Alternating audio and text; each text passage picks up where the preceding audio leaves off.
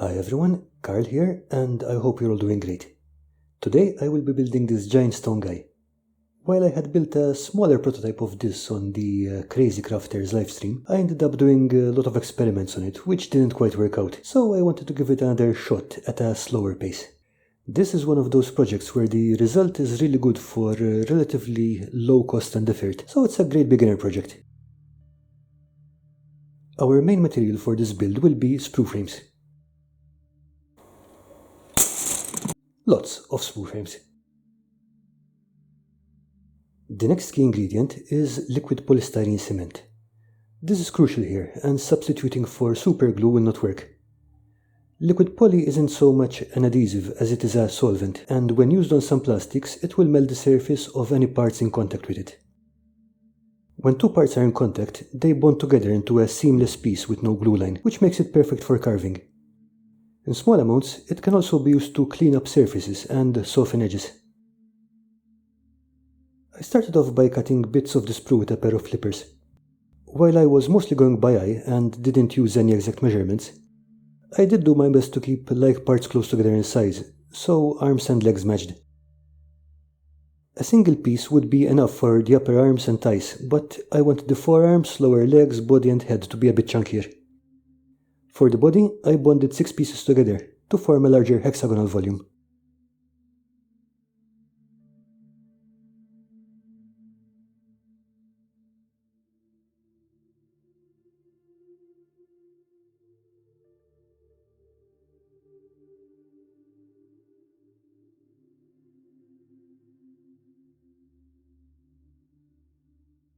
For the arms and legs, I bonded 2 pieces each, back to back.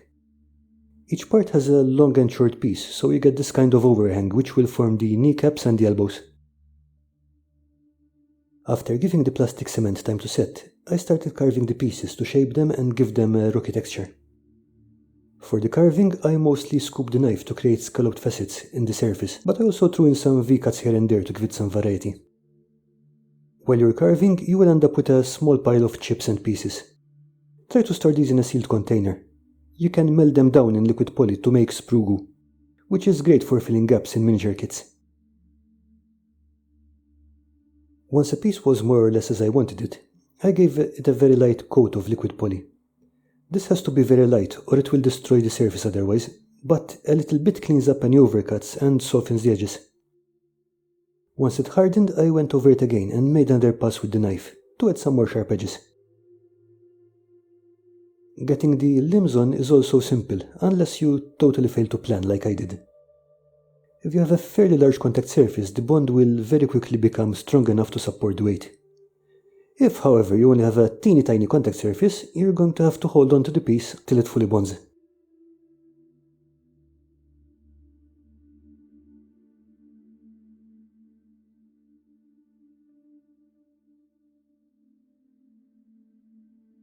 Once I had it all assembled, I decided I didn't like the way it looked very much.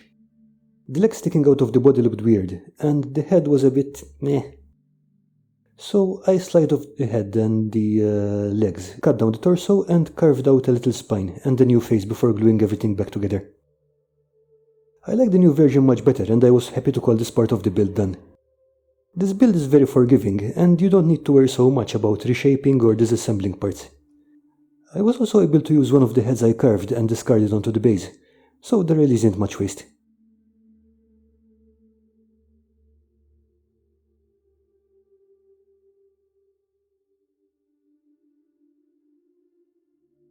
Since I wanted to add a bit of moss on top of this guy's back, I spread a little super glue on him and sprinkled baking powder. This would let me add flocking with PVA glue later, as PVA doesn't really like to stick to plastic. It also adds a little extra texture, which is always nice. You could also make little crystals out of the sprues and stick them on if you like, but I decided that this would make the thing look too magical, so I left it at this.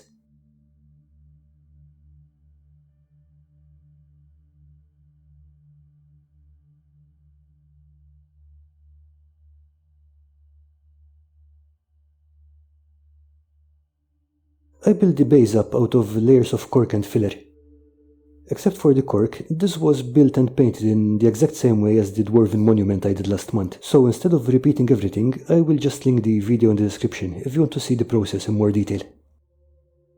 The reason I picked cork for this base rather than XPS was because I wanted to pin the model in, and that would require superglue, which would melt the foam.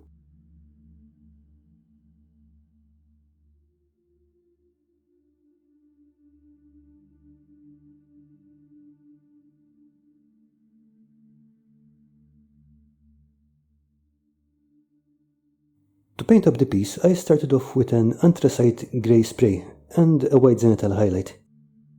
Then I went over it and stained it with a few brown washes: Mars Brown, Raw Amber and Burnt Sienna, adding each wash once the previous one was fully dry. After this, I also added a layer of Games Workshop Nuln Oil to darken it. Once the shade was dry, I added two very light dry brush layers with yellow ochre and ivory to pick out the edges.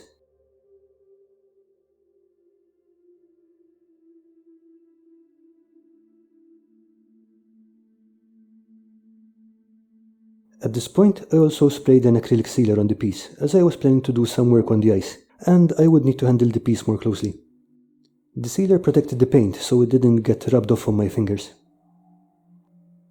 It took me a few attempts to paint in the glowy ice, but I started off with a white base coat and tried to blend in a little cyan around the edges. What pulls it together is adding a little white hotspot back in when you're done. I think I need to do a bit more work on this technique, but the result was good enough here. After another coat of sealer and some flocking, our stoneman is pretty much done.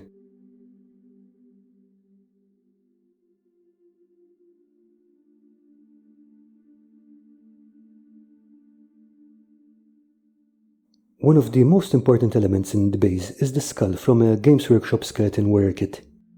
When you look at a model in isolation, you don't always get the idea of scale. With familiar models, this is not an issue. For example, if you play any Games Workshop games, ogres have some characteristics which help you recognize the creature. You know ogres are large, so your head automatically thinks large. In this case, you don't have any previous associations, so this skull gives you a scale reference. Your brain knows how large a skull is, so you can figure out the scale. It also adds a lot of narrative to the piece. I'm thinking of this thing as something that spends most of its time sitting and pondering, and only walks around if its territory is threatened. It's the kind of thing local people would have seen occasionally and have legends about, kind of, don't go into the deep woods or the tall man will get you. The relationship between the skull and this thing gives you a story for the piece. Maybe it's the skull of a past intruder, or maybe it used to be the skull of the spirit animating it, or maybe it's defending an ancient burial ground. So you see, this tiny plastic skull here is really doing a lot of work.